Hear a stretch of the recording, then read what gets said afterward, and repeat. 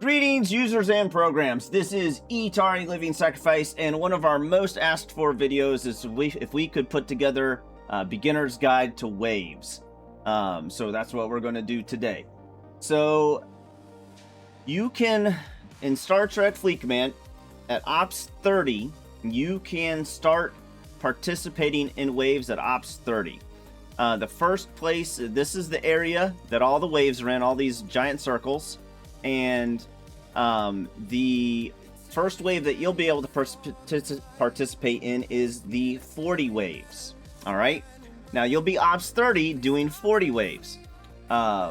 You will definitely, when you're Ops 30, you're pretty much useless at the start. But we're going to give you some things that that you can actually participate and contribute a little bit. So obviously, being Ops 30, Ops 35, trying to do a wave, obviously getting a few stronger players, 50 plus, 60 plus. You know, if you can get two Ops 60s in the same wave, you're pretty much going to hit wave 10. Now, the thing about the rewards is you only get 40 credits for hitting wave 1, for defeating wave 1, 120 for wave 2, so on and so forth. And going to wave 9, you get everything previous to it, plus this. However, getting to wave 10, you pretty much get double the rewards of finishing wave 10 than you would at wave 9. So if you want to get the most out of your time and your everything, you obviously would like to get to wave 10 every time, because you'd get this plus everything previous to it. So your Ops 30, your Ops 35. Other than somebody giving you the advice and just saying ops up to 50, so that way you can do solo waves, or I think it's 46. I think at ops 46 you can start doing solo waves. Other than that advice, how can you actually help and participate in the lower ops? Well, the first thing you're going to want to do is when you're ops 30, 35, really the only thing you're useful for at that time is killing survey ships. All right, so I'll pull up our, more than likely your alliance will have this available to you, and I'm sure Rev Deuce or somebody has this map I'm about to show you in their Discord and stuff like that. So there'll be, I can't think of a way to link this other than Discord. So in waves, there we go. So in regular waves, I call regular waves, they're 40, Ops 40 waves. There will be regular FKR hostiles, and then there will be some specialty hostiles, swarms, Borg probes, the Actians, and survey ships, okay? When you're Ops 30, Ops 35-ish, you're really only going to be useful for the survey ships. So in Wave 1, there's no survey ships. In Wave 2, a survey ship will appear at the north side and the south side. Wave 3, it'll be on the northeast side, and so on and so forth. So what you want to do, you will be the survey chaser. And how you can do that is you need your two fastest ships, because you're going to be going from one side of the map to the other. Your fastest ship is the Rialta. The survey ships in regular waves, their hull is like 300. Their strength, their power is like 300. So you will be able to use your Rialta, and then your second fastest ship, by the way, if you ever wondered how to tell, or actually the Botany Bay is your fastest ship, and the Rialta is your second fastest ship. So you'll use the Rialta in the Botany Bay, and you will also be putting on a speed cruise. So if you come over here and click impulse speed, you can see all your best speed crews. More than likely at 30, you will have Claw, and his base captain's power is it increases the impulse speed of the ship by 25%. And then also what you'll do is you'll group him with other people that will increase that even more. He's on a, I can't do it to show you the full, but so that'll increase that even more. Now the other possible so you'll have you'll need 2 speed crews, so one will probably be Claw, and then the other one will probably be Pan. I'm pretty much, I remember having Claw and Pan pretty darn early. And then also, if you're lucky enough to have Dane, I don't know how fast most people get Dane nowadays. He increases the impulse speed, his below decks ability increases the impulse speed as well.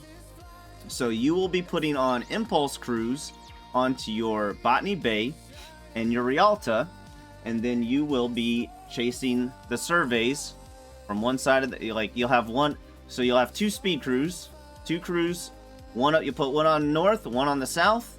The next wave, you'll only need somebody up here in the top right, and then you'll need one ship at the top right, one at the top bottom right, and then once wave 6 starts happening, you'll be going back and forth between all the different survey ships. So that is how you can actually contribute at Ops 30, Ops 35.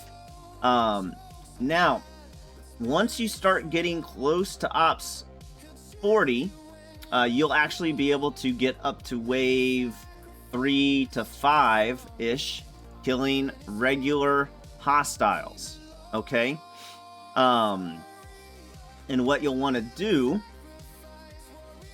you will want to use your strongest Federation, Klingon, or Romulan ship. What I mean by those are the ships that you would get out of this faction store. So let's say you have a Saladin, or a Mayflower, or an Intrepid, or Enterprise, or you know, whichever factions that you've been going towards, you will want to use your strongest FKR ship that you have at the moment, okay? I see a lot of people getting tricked. They have, let's say they use, they see strength, so they're like, oh, I see people use their NSEA all the time because the strength of the NSA looks like it's stronger than their current FKR ship. Let's say they've got a D4. I should have made this video a couple months ago because it might be hard to understand it. But even though the strength of the D4 or your Katinga is lower than the strength of your NSEA Protector, the damage per round, so let's say I have this ship, the damage per round is 14 million, even though the strength is 118 million. But if I swap to like this ship, it's double.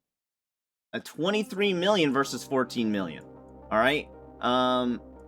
Let's do. So I promise you, if you're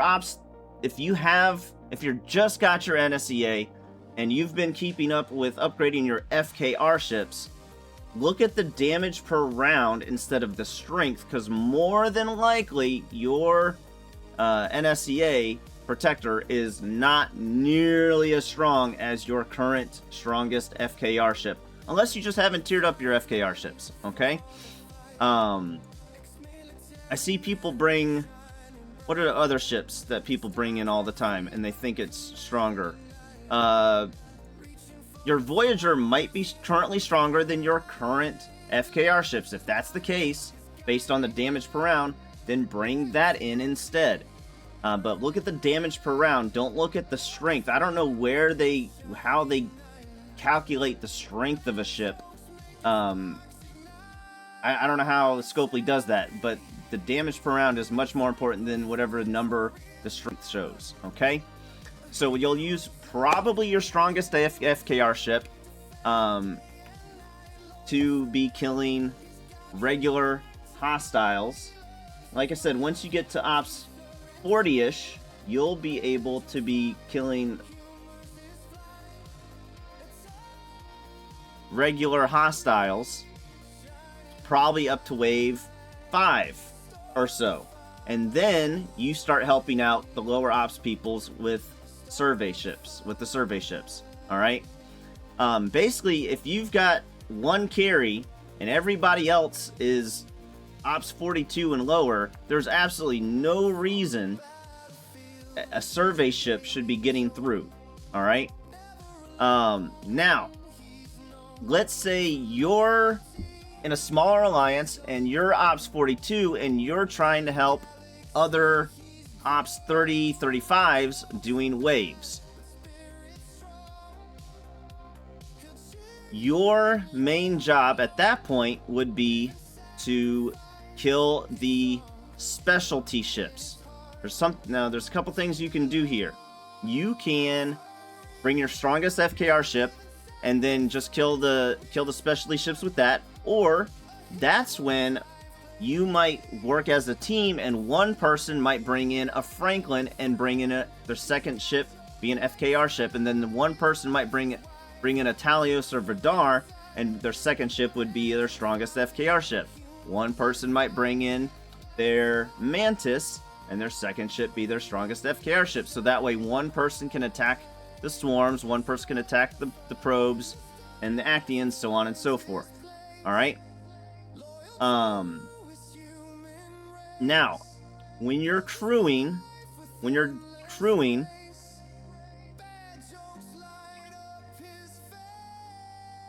you want your strongest hostile killers. More than likely for most people, that's going to be PMC, or PMA, Pike, Moreau, Anorax. That's probably the best all-around one. Or PMC, which would be Pike, Moreau, Chen, or PMT, Pike, Moreau, Talon. But if you have Anorax, I'd recommend just going ahead and put Anorax on there because he'll work for both energy as well as kinetic damage, whereas Chen is mostly focused on energy and Talon is mostly focused on kinetic damage, right? The second crew I use all the time would be a SNW crew. I like this crew right here.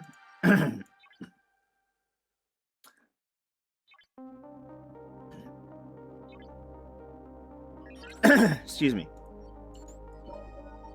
I like this crew right here, where I have... Let me just recall it.